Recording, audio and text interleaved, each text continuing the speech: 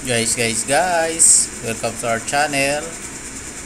Ito, try lang natin i-repair itong ATS controller.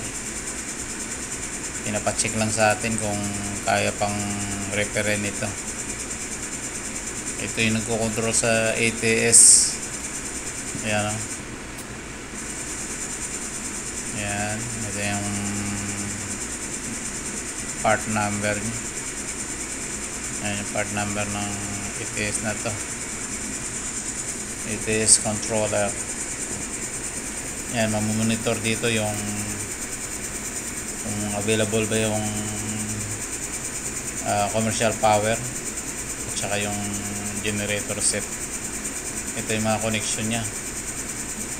Ayan, yan yung supply. Valid 12 volts ang supply nito. Try natin supplyan ng 12 volts. Ayan yung mga connection. Connection ng ng commercial power. Ayan yung galing Meralco, diyan naka-connect. Tapos yung sa generator naman dito naka-connect yung monitoring ng generator. So guys, supply na natin ng 12 volts itong ATS controller. Ito, gagamit lang tayo ng adapter na 12 volts. Yan, kaya na yan i-power up. Kabit lang natin itong connector. Yan, may wire na galing do sa adapter natin. Connect natin dito. Tingnan natin kung mag-on. Yan, tingnan natin. Walang power. Dapat may display ito. May problema itong controller na to. Walang display. Tester natin kung buo yung supply natin. Paano natin ang voltahe. Dapat 12 volts makukuha natin dito.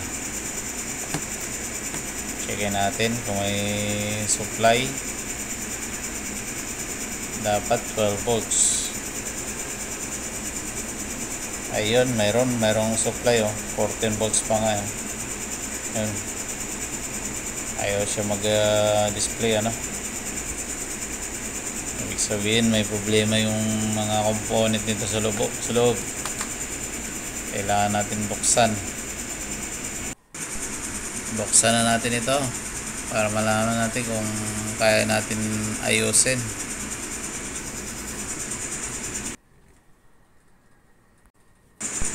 Ayan, buksan na natin, unscrew natin ito para malaman natin kung anong naging sira nito. Ayan, nakabukas na. Ayan kitang kita agad yung sira pasak yung relay. Grabe naman ang nito pasak ang relay.